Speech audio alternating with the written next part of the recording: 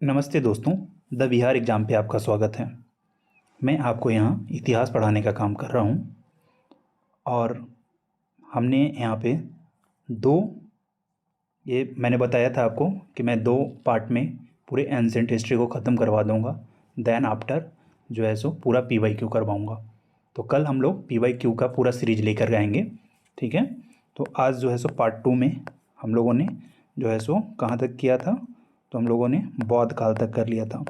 तो आज जो है दोस्तों वो हम लोग आज से स्टार्ट करेंगे महाजनपद काल, और महाजनपद काल से लेकर पूरे एंसेंट हिस्ट्री आज पूरा रिवाइज करेंगे, और कल जो है सो हम लोग पूरा PYQ करेंगे, ठीक है।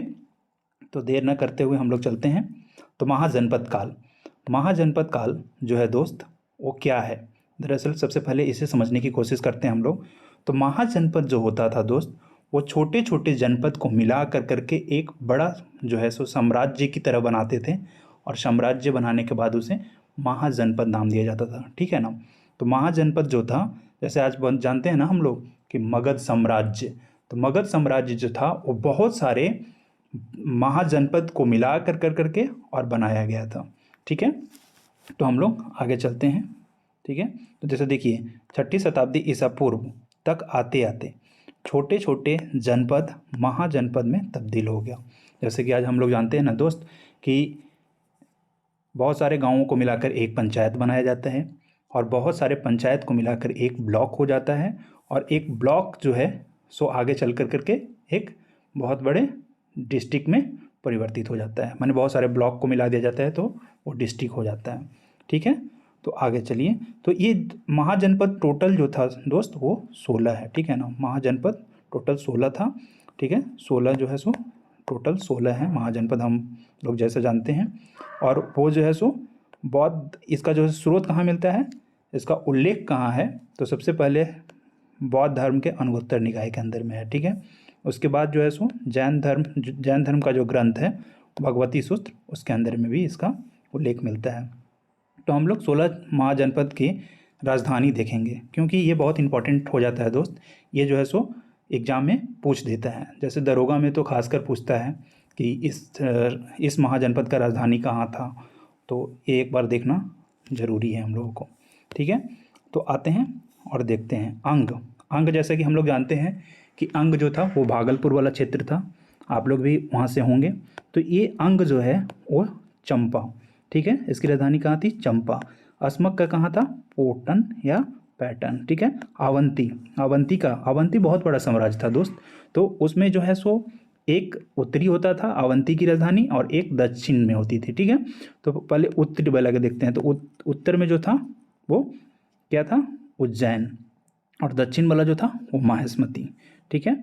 अब आते हैं गंधार। गंधार का था तक्षशिला। कंबोज का था राजपुर या हाटक, ठीक है। तो फिर आगे चलते हैं। देखिए मगध आ गया।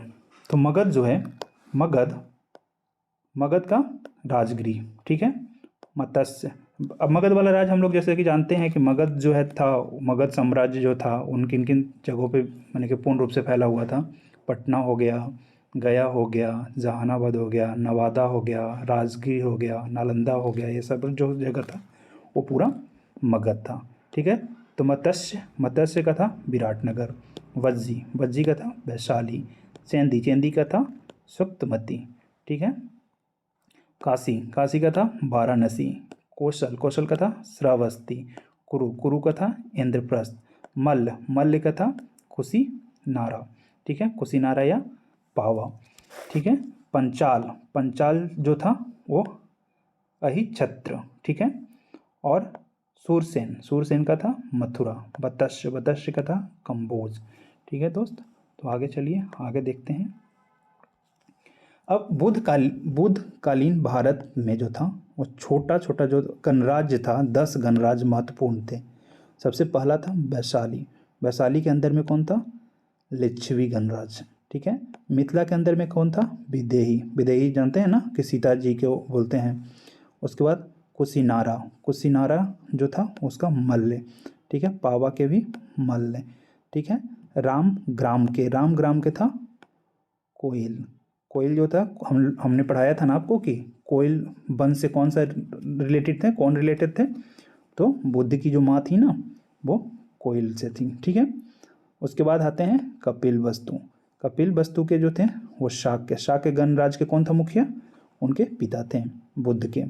पिपलीवन मौर्यन, यहीं से बोला जाता है दोस्त, पिपलीवन जो है ना, पिपलीवन मौर्यन, मौर्य जो है, मौर्यन जो है ना, मौर्य जो मौर्य डायनेस्टी आगे जाकर बनेगा वो पिपलीवन के ही थे, ठीक है। और ऐसा माना जाता है कि जो चंद्रगुप्त मौर्य थे वहाँ के राजकुमार थे, ठीक है। अल्प कप जो थे बुल्ली, ठीक है।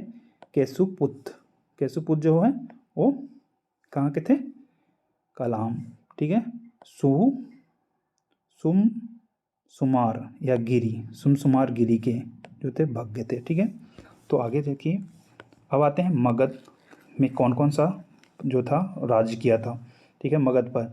तो सबसे पहले हर्यंक वंश जो है सो कब से कब तक किए थे। हर्यंक वंश के मुख्य रूप से कौन थे, हर्यंक वंश जो था दोस्तों उनका बिंबिसार, इनका जो है सो संस्थापक थे, ठीक है। और ये जो है सो चला 544 ईसा पूर्व से लेकर 412 ईसा पूर्व तक। शिशुनाग वंश के अपने शिशुनाग संस्थापक थे। और ये जो है सो ये कब से कब तक चला, ये चला 412 ईस्वी से 300 इतना तक, ठीक है, 344 ईसा पूर्व तक। नंद वंश वही संस्थापक थे और ये चला 444 ईसा पूर्व से, सॉरी 344 ईसा पूर्व से 322 ईसा पूर्व तक। मौर्य वंश के संस्थापक कौन थे, चंद्रगुप्त मौर्य। और ये जो था ये चला यहाँ से यहाँ तक।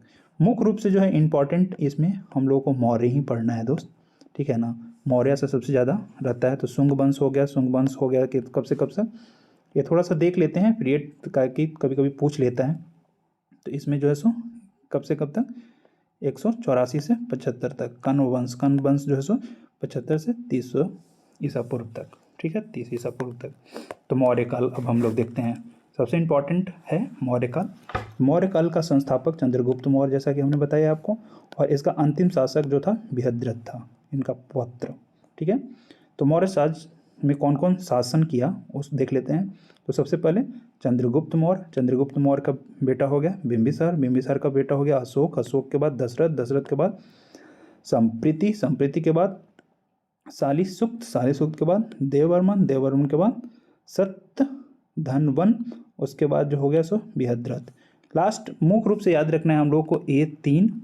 और कभी कभी ये भी पूछ लेता है कि अशोक यहाँ पे जो है ना दोस्त, इन्होंने एक बराबर में गुफा बनवाया था, बराबर केव जो है ना, बराबर केव के अंदर में एक गुफा बनवाया था, ठीक है। बराबर केव के अंदर में इन्होंने गुफा एक बनवाया था। तो गुफा जो है सो इनके नाम से था, विश्व झोपड़ी,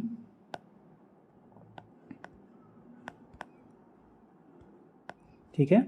और एक था आपका 2-3 गुफा है मुख्य रूप से। एक विश्व झोपड़ी हो गया, दूसरा हो गया नागार्जुन, ठीक है, और तीसरा हो गया आपका एक और था, ठीक है। तो 3 था मुख्य रूप से इन्होंने बनवाया था, मुख्य रूप से इनको इसीलिए याद रखा जाता है, ठीक है। तो चलिए आगे देखते हैं। तो आगे जो है सो ये दशरथ को याद रखते हैं हम लोग, किस लिए, दशरथ को गुफाओं के लिए याद रखते हैं, ठीक है। चंद्रगुप्त मौर्य ऐसा बोला जाता है दोस्त कि, ऐसा बोला जाता है कि 200 जो था 99 ईस्वी में बहुत बड़ा भूकंप आया था मगध के अंदर, सॉरी भूकंप नहीं, उसको बोलते हैं अकाल। तो वो अकाल आया था। अकाल जो था दोस्त वो बहुत भयानक अकाल आया था, इससे बहुत रुष्ट हो गए थे चंद्रगुप्त मौर्य। और बोले कि जब हम अपने देश का ही सेवा नहीं कर पा रहे हैं, लोगों को भूखे मरते हुए देख रहे हैं, तो इससे बढ़िया है कि मैं खाना नहीं खाऊंगा। और इन्होंने श्रवणबेलगोला में जाकर अपना शरीर त्याग दिया, ठीक है ना। तो श्रवणबेलगोला में जो है सो ये जाते हैं और वहाँ पे जो है सो भद्रबाहु उस समय रहते हैं, भद्रबाहु के ही संदिग्ध में रह करके, और उन्हीं के शिष्य बन जाते हैं। और वहाँ पे जो है सो अपना वो त्याग देते हैं। ठीक है, तो चंद्रगुप्त मौर्य जो थे अंतिम दिनों में जा कर के उन्होंने जैन धर्म का जो है सो ग्रहण कर लिया था, जैन धर्म मान लिया था। और ये श्रवणबेलगोला में जा कर के इनका जो है सो मुख्य रूप से शरीर कब त्यागा, 298 ईसा पूर्व में। ठीक है, तो भद्रबाहु के साथ जो है सो श्रवणबेलगोला चले गए थे। ओके, तो आइए आगे देखते हैं। तो आगे जो है, अब देखिए दोस्त, यहाँ पे जो सिकंदर महान जो था वो कब आया था सेल्यूकस निकेटर के साथ? तो जैसे कि हम लोग जानते हैं कि ये आया था 326 ईसा पूर्व में आया था। ठीक है, 326 ईसा पूर्व में आया था। तो इसने जो है सो मुख्य रूप से काम किया यहाँ पे आकर करके कि सारे देशों को जीतते जा रहा था, आगे बढ़ते जा रहा था। लेकिन जब मौर्य से ये टकराया, चंद्रगुप्त मौर्य की सेना से टकराया, तो ये जो है सो हारना पड़ा इसे। ठीक है, हार का सामना करना पड़ा। और हार का सामना करने के बाद जो है इनका एक नीति था, उसके तहत जो है सो उनकी जो सेल्यूकस निकेटर था उसका माने कि राजदूत था बोलते हैं, सेल्यूकस निकेटर की बेटी हेलेना के साथ चंद्रगुप्त मौर्य की शादी हो गई। और उसके बाद फिर कभी भी माने कि यूनानियों ने मौर्य पर हमला नहीं किया। ठीक है, तो चंद्रगुप्त मौर्य जो है, चंद्रगुप्त मौर्य के दरबार में किसे भेजा था? सेल्यूकस निकेटर को भेजा गया था। ठीक है, तो मेगास्थनीज ने इंडिका लिखा, इन्हीं के साथ, यूनानियों के साथ ही आया था, सिकंदर के साथ ही आया था। इस जो है सो इसने एक बुक लिखा था, याद रखिएगा, इंडिका। मेगास्थनीज के अनुसार क्या क्या था? ठीक है, तो मेगास्थनीज के अनुसार जो था दोस्त वो क्या क्या था वो देख लेते हैं। तो मेगास्थनीज जो है सो मौर्य सम्राट को सेंटोकोटस बोलता था। ठीक है, सेंटोकोटस किसको बोलता था? चंद्रगुप्त मौर्य को। ठीक है, उसके बाद मौर्यों की राजधानी उसने बताई पोलीब्रोथा। ठीक है, पाटलिपुत्रा नहीं बोलता था, जो पोलीब्रोथा बोलता था। ठीक है, सोना निकालने का जिक्र उसने किया कि चींटी के द्वारा जो है सो चींटियों का एक सुरंग है, उस सुरंग में जो है सो बहुत ज़्यादा सोना है। ठीक है, दास प्रथा नहीं बताया था। सबसे बड़ी चीज़ है कि यहाँ पे दास प्रथा उस समय मौर्य के काल में नहीं थी। ठीक है, लेखन कला का अभाव बताया था। उसने बताया कि यहाँ जो है सो लिखना बहुत मुश्किल है, यानी लिखना पढ़ना नहीं आता है किसी को, ऐसा बताया था। भारत में अकाल नहीं पड़ता था। उसने बताया था कि भारत में जो है सो अकाल नहीं पड़ता है। लेकिन ये कहानी सही नहीं है दोस्त। जैसा कि हम लोगों ने देखा अभी कि मौर्य जो थे, चंद्रगुप्त मौर्य, उन्होंने अकाल के कारण ही जो है सो अपना जान त्यागा, माने प्राण त्यागा या जीवन को ख़त्म किया। क्यों किया था वो तो मैंने बताया ही था आपको। तो मेगास्थनीज के अनुसार भारत में 7 प्रकार की जाति थी। ठीक है, दार्शनिक, कृषक, पशुपालक, कारीगर, योद्धा, निरीक्षक और सभासद। ठीक है, चंद्रगुप्त मौर्य का प्रधान पुरोहित कौटिल्य यानी विष्णुगुप्त चाणक्य जिनको बोलते हैं वही थे। ठीक है, और कौटिल्य ने राजशासन के ऊपर एक बहुत ही प्रसिद्ध बुक लिखा था जिसका नाम था अर्थशास्त्र। ठीक है ना, तो ये याद रखिएगा। हम लोगों ने अभी 2 बुक किया, एक इंडिका किया मेगास्थनीज के द्वारा, दूसरा जो है सो चाणक्य के द्वारा अर्थशास्त्र। ये बहुत पूछता है दोस्त, इसलिए याद रखना है। ठीक है, तो अब आगे आते हैं हम लोग। अर्थशास्त्र के अनुसार जो है सो सप्त सिद्धांत का जिक्र किया गया था। अर्थशास्त्र मुख्य रूप से जो था वो राजतंत्र माने राज करने के लिए एक बुक था। ठीक है ना, जैसे आज प्रशासनिक के लिए रहता है ना, ये लॉ है वो लॉ है, माने कानून बनाया जाता है, उसी तरह से कानून का बुक हम लोग बोल सकते हैं उसको। ठीक है ना, तो सप्तांग जो था सिद्धांत क्या था? राजा क्या था? शीश के समान था, यानी उस बहुत बड़ा था, सबसे बड़ा, माने शीश से होता है ना, मनुष्य के अंदर में जो है सो सर होता है, उसके समान था। अमात्य जो था वो राज्य का आँख था, जो अमात्य होते थे वो राजा के आँख होते थे। जनपद जो था वो राजा के जांघ था। ठीक है, दुर्ग जो होता था राजा के भुजाएं थे, भुजा जो होता है वो था। ठीक है, कोष जो था राजा का मुख था, मुख यानी मुंह। ठीक है, दंड जो था राजा का मस्तिष्क था। अंदर जो है सो राजा का मस्तिष्क कौन है? ठीक है, दंड, और मित्र जो था राजा का कान था। तो ये इन्होंने सप्तांग सिद्धांत दिया था। वो बोला था कि ये सब चीज़ आपको बना के रखना पड़ेगा और ये सब चीज़ बना के रखिएगा आप तो राज यहाँ करिएगा। ठीक है, तो आते हैं बिंबिसार। बिंबिसार जो है सो बिंबिसार फिर उसके बाद बने, उनके मृत्यु के बाद तुरंत जो है सो बिंबिसार बनते हैं और बिंबिसार जो है सो शासन करते हैं। उस समय जो था एक सीरिया का जो था, सीरिया के शासक एंटीयोकस जो है सो मुख्य रूप से उनसे 3 चीज़ मांगा गया था, मीठी अंगूर या मदिरा जिसको बोलते हैं, मदिरा, सूखी अंजूर और दार्शनिक।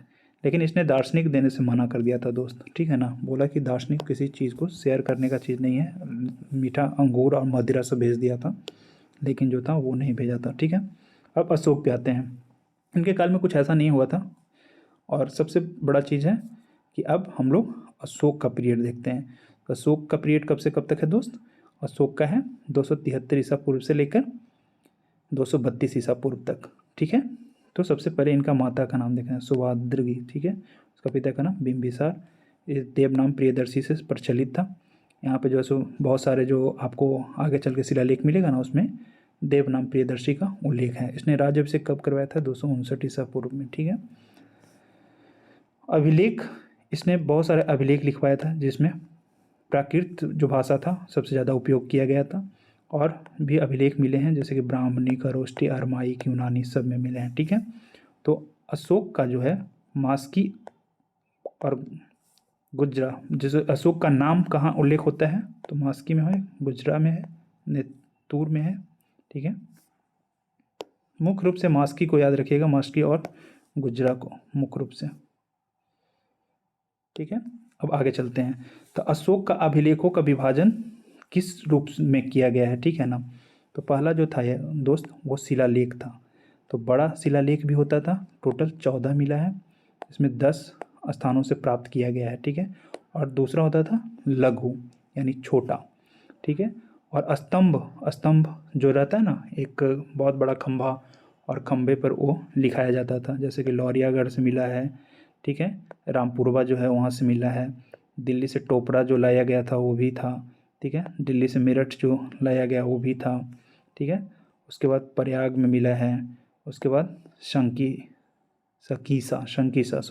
शंकीसा में मिला है, और गुहा जो है गुहा भी होता था। ठीक है, तो अब आगे हम लोग आते हैं और देखते हैं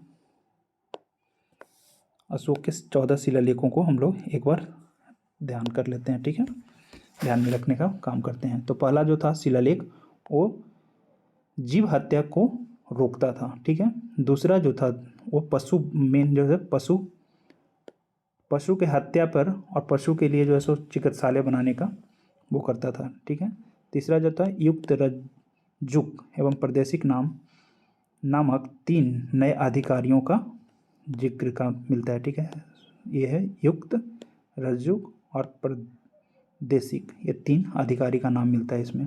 ठीक है, चौथा जो था भोरी घोष धम घोष में बदल गया। ठीक है, भोरी दोस्त जो था ना, भोरी घोष वो धम घोष में बदल गया। ठीक है, राज्य अभिषेक जो था 13वें वर्ष में करवाया था इसने। ठीक है, और छठा जो था वो प्रतिवेदिक को प्रजा का हल बताने का आदेश दिया था। ठीक है, माने कि प्रजा को हाल क्या है वो लेने का आदेश दिया था।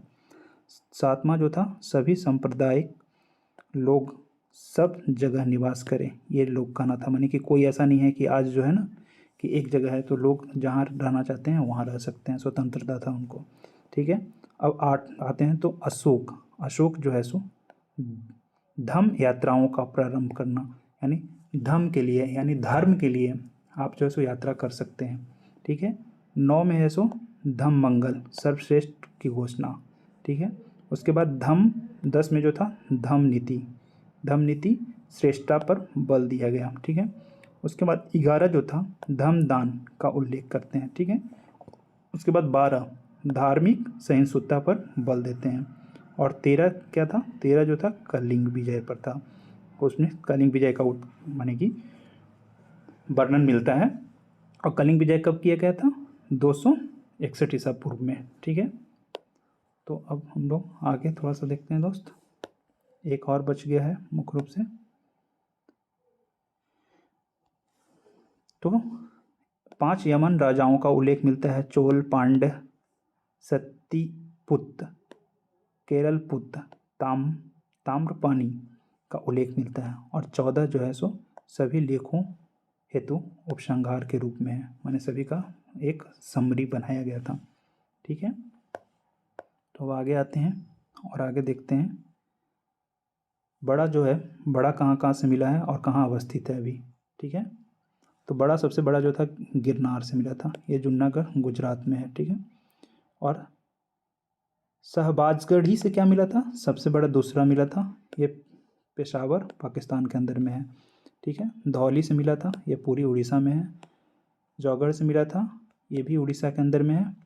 एक कालसी से मिला था, ये उत्तराखंड देहरादून के अंदर में है। सोपारा जो है सो थाने महाराष्ट्र के अंदर में है। मानसेहरा जो है सो हाजरा पाकिस्तान के अंदर में है।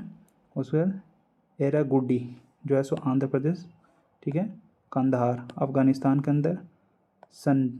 सन्नीति जो है सो कर्नाटक के अंदर। ठीक है, अब आगे आइए, आगे देखिए 13वें शिलालेख में वर्णित 5 यमन राजा जो थे उनका नाम था। ठीक है, तो पहला जो था मिस्र में टॉलमी। ठीक है, एप्रियस में अलेक्जेंडर। ठीक है, और साइरिन में मैगस, और मैसेडोनिया में एंटीगोनस। ठीक है, सीरिया में एंटीयोकस द्वितीय। तो चलिए आगे आते हैं।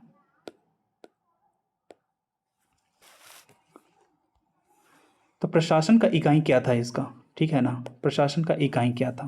तो साम्राज्य सबसे ऊपर था, उसके बाद प्रांत था, प्रांत को नियंत्रण करते थे उप राजा द्वारा करवाया जाता था। उसके बाद मंडल था, उसके बाद आहर था, उसके बाद स्थानीय जो 800 गांवों का समूह था।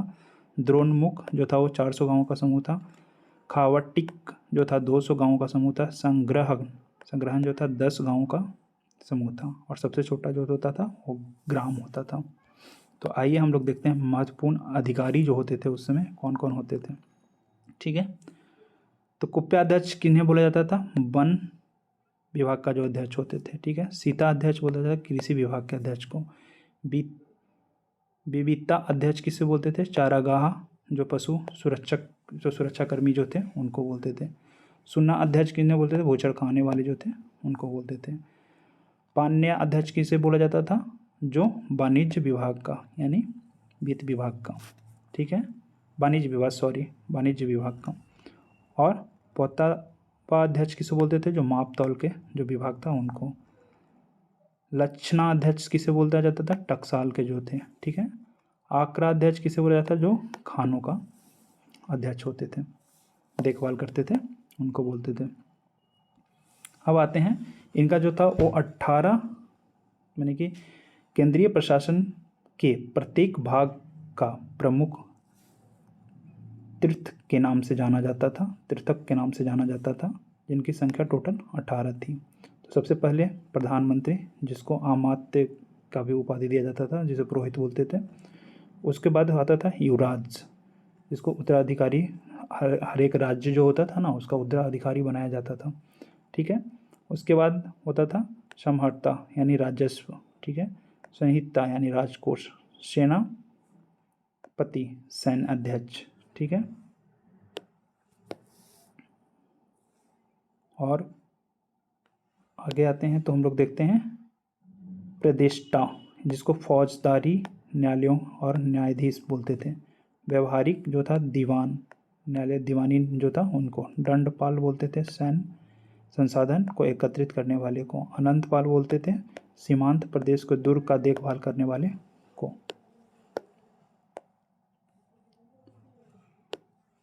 अब आते हैं क्रमातिक, बोलते थे उद्योग वाले को। दुर्गपाल जो थे वो देश के भीतर जो दुर्ग में जो पहरा देते थे ना दोस्तों, उनको बोलते थे, देखभाल जो करते थे।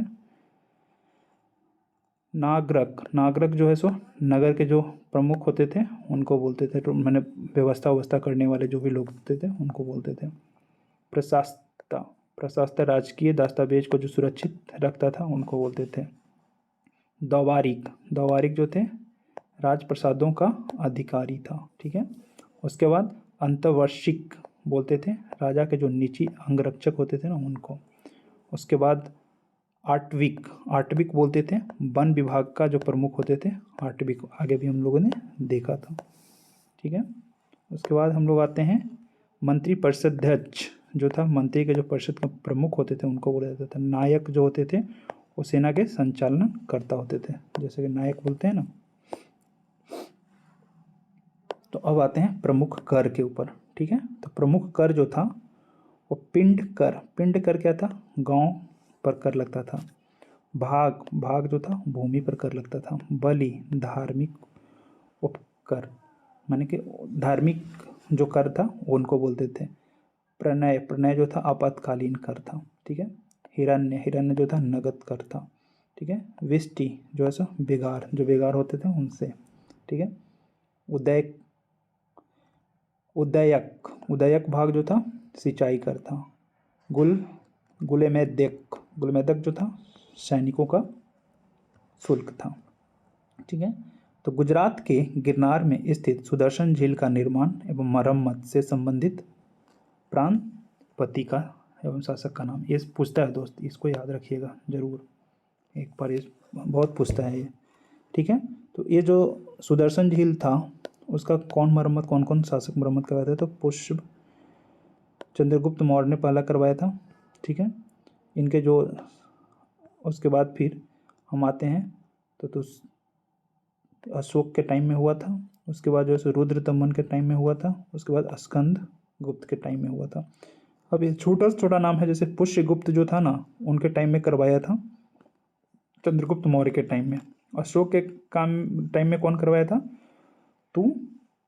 तुषाप्य, ठीक है, तुषाप्य करवाया था। और उसके बाद सुविशाखा जो है था रुद्र दमन के टाइम में करवाया था। चक्रपालिक जो था उसने करवाया था स्कंदगुप्त के टाइम में। अब हम लोग आते हैं संगम काल पे। संगम काल में देखते हैं,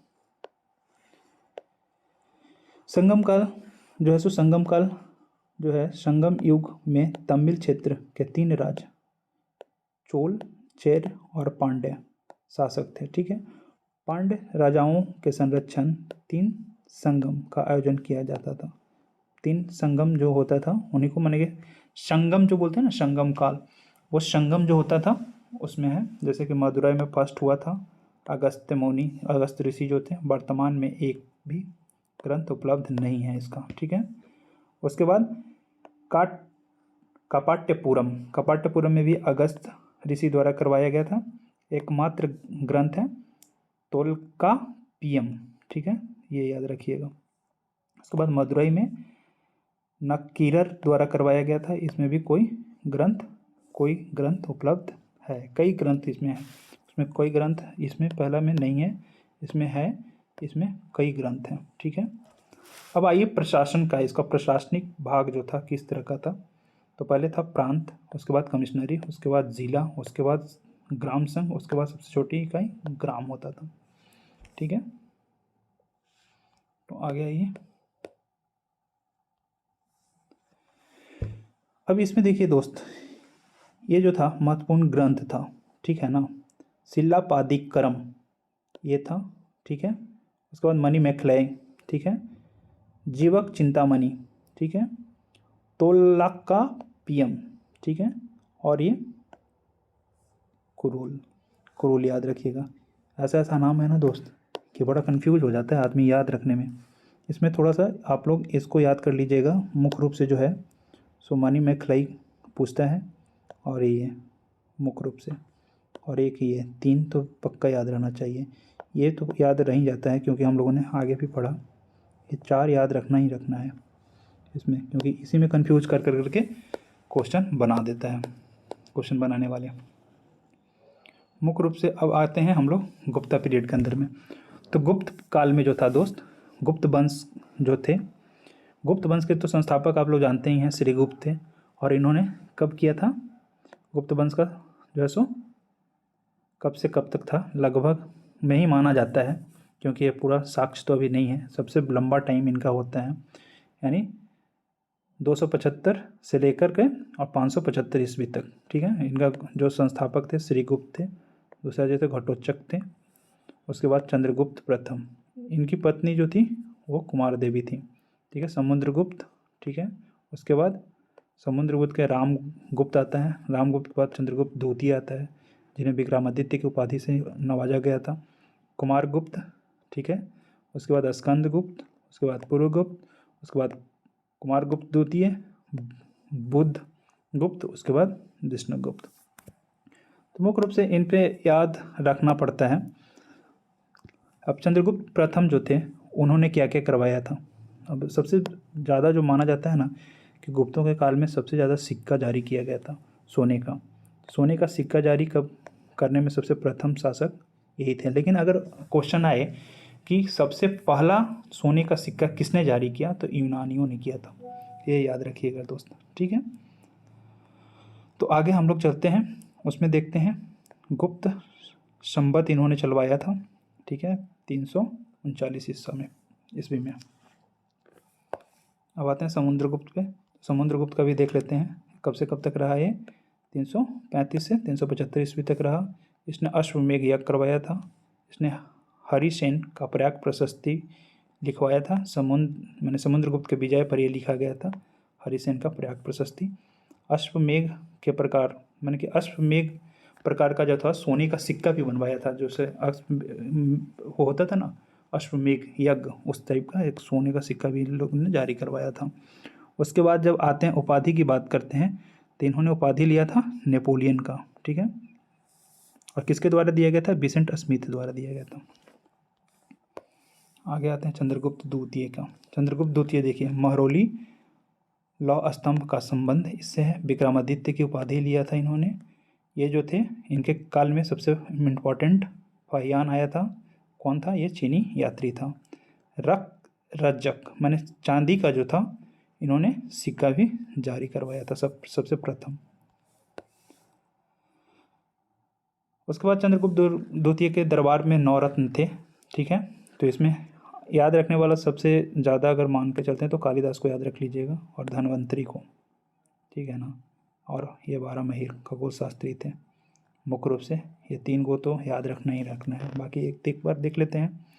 तो अमर सिंह थे, बेतभट्ट थे, खटपट तक, ये सब ज़्यादा कुछ नहीं थे, लेकिन मेन याद रखना है कालिदास, धन्वंतरी और 12 महिर, ठीक है। अब आगे आते हैं दोस्त, देखते हैं स्कंदगुप्त जो थे। स्कंदगुप्त ने हुनों को अंतिम रूप से पराजित किया था। हुन आक्रमण होता था ना दोस्त, तो हुन आक्रमण जो होता था उनको पराजित करने का श्रेय किनको जाता है, स्कंदगुप्त को जाता है, ठीक है।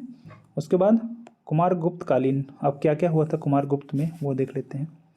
तो ये सब उतना इम्पोर्टेंट तो नहीं है, ऐसे देख सकते हैं आप। एक बार इसको स्किप करते हैं स्कंदगुप्त का,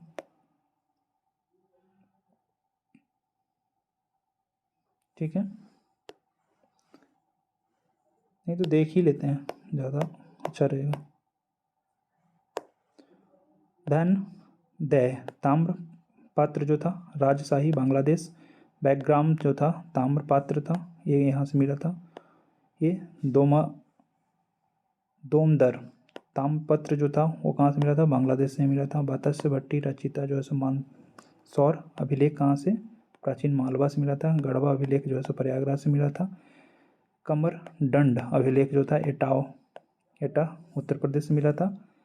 उसके बाद जो है सो मनकुवर अभिलेख कहाँ से मिला था, मनकुवर प्रयागराज से मिला था। तुमैन कहाँ से मिला था, ग्वालियर मध्य प्रदेश से मिला था, ठीक है। अब स्कंदगुप्त का देख लेते हैं। स्कंदगुप्त का देख लेते हैं दोस्त। तो जुन्नागढ़ अभिलेख हम लोग जानते हैं सौराष्ट्र गुजरात के अंदर में। भीतरी स्तंभ लेख जो है सो गाजीपुर उत्तर प्रदेश के अंदर में है। सुपिया अभिलेख जो है सो रीवा मध्य प्रदेश के अंदर में है। एरन अभिलेख जो है सो सागर मध्य प्रदेश के अंदर में। तो अब हम लोग थोड़ा इसका प्रशासनिक इकाई देखते हैं। प्रशासनिक इकाई जो था दोस्त, ये था भोग यानी प्रांत, विस यानी जिला, विथि यानी नगर, ग्राम यानी गांव, ठीक है। अब इसके अध्यक्ष कौन होते थे, तो भोग का भोगपति, विष का विषपति, विधि का विधि मथर, और इसका होते थे ग्रामिक। ठीक है। क्रय विक्रय का इकाई क्या था, सबसे बड़ा चीज़ ये देखना है, क्रय विक्रय का इकाई क्या था। तो ये जो था स्वर्ण सिक्का को क्या बोलते थे, दिनार। चांदी का सिक्का जो होता था उनको रूपक बोलते थे, और तांबे का सिक्का जो था उनको मासक बोला जाता था। ठीक है। अब आते हैं आगे, देखिए कालिदास का आ गया, ये याद रखना है दोस्तों। अब कालिदास के जो रचयिता था ना, रचना जो किए थे, इनका सबसे बड़ा रघुवंशम। ठीक है।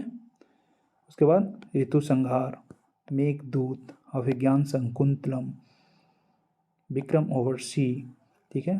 मणि मालव्यगन मित्रम, कुमार संभव, ये सब जो थे ना, ये सब 1 नाटक 2 नाटक 3 नाटक, ये मुख्य रूप से बहुत खेला जाता है आज के दिन में। ठीक है। ये कुमार संभव जो था वो राजा राम के अंदर में था, और ये रघुवंशम भी राजा राम के ऊपर लिखा गया था, महाकाव्य।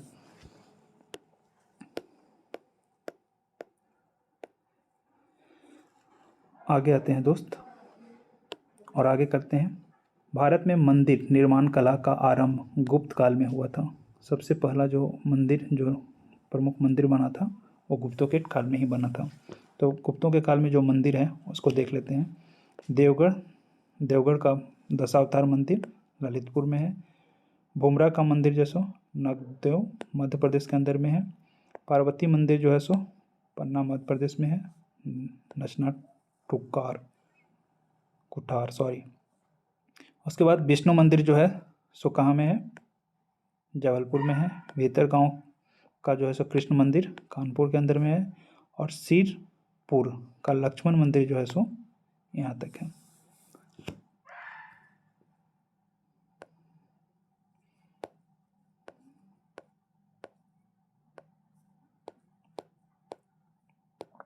तो आगे देखते हैं दोस्त। मैं देख रहा था आज ही ख़त्म कर देता हूँ इसको, नहीं तो फिर रोज़ रोज़ लगा ही रह जाएगा हम लोगों के साथ। वर्धमान वंश, ठीक है, इसका संस्थापक थे पुष्पभूति। ठीक है ना। प्रमुख शासक कौन कौन थे, हर्षवर्धन, ये सबसे महान शासक, पुष्पभूति, नरवर्धन और राज्यवर्धन, आदित्यवर्धन, प्रभाकर वर्धन और राज्यवर्धन द्वितीय। तो हर्षा का काल जो था ना, बहुत इम्पोर्टेंट माना जाता है, हर्षवर्धन का काल। ठीक है। तो हर्षा का काल को देख लेते हैं हम लोग। हर्षवर्धन जो थे वो कब से कब तक शासन किए थे, 606 से 647 ईसा पूर्व तक। इनका पिता का नाम था प्रभाकर वर्धन। ठीक है। इनका माता का नाम था यशोमती। उपनाम इनका था शिलादित्य। ठीक है। और उपाधि इन्होंने क्या चीज़ का लिया था, शकलोतर और पथनाथ, 2 उपाधि उन्होंने लिया था। उसके बाद रचनाएं इनका क्या था, प्रियदर्शिका, रत्नावली और नागनंदन। ये याद रखिएगा, रत्नावली बहुत पूछता है और ये पूछता है बहुत।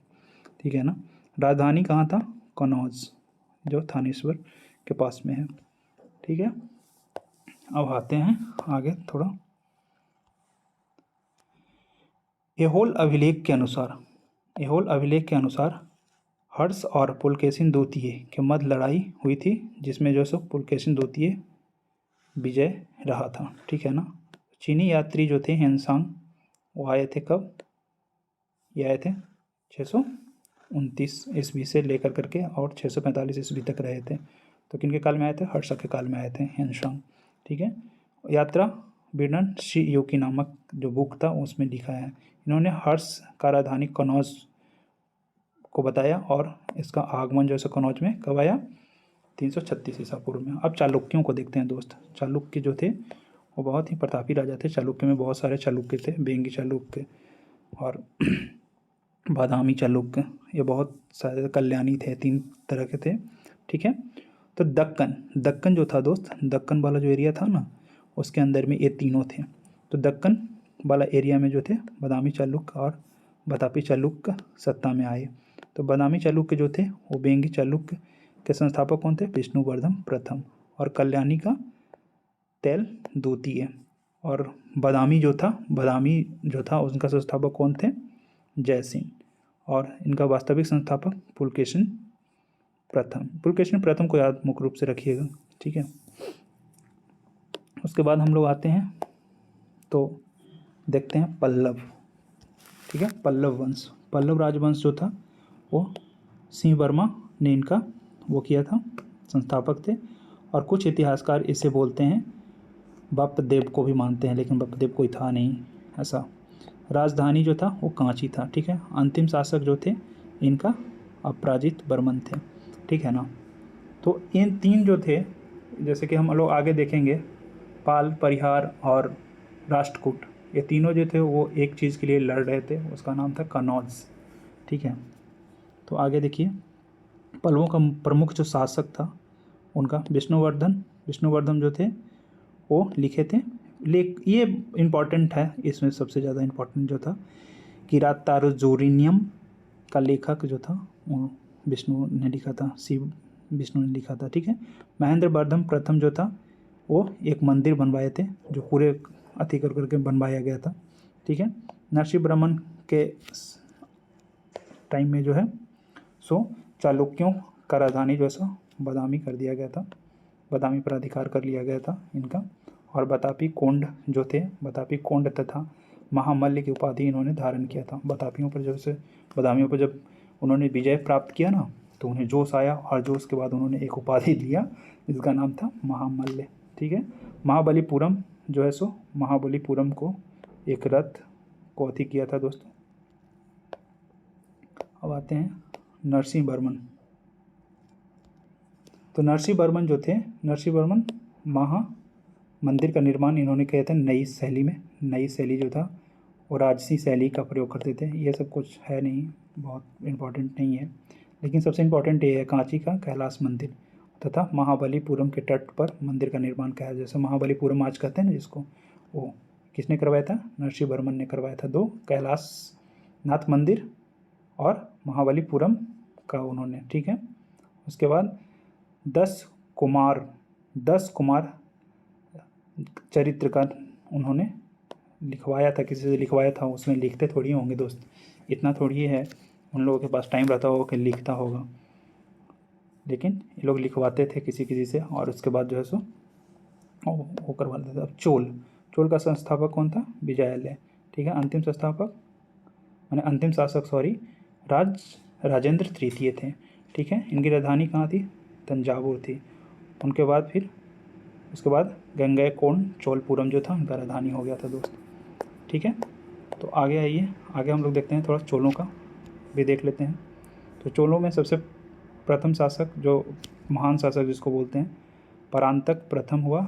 इसने पल्लवों को पूर्ण उन्मूलन किया, माने कि ख़त्म कर दिया पूरा।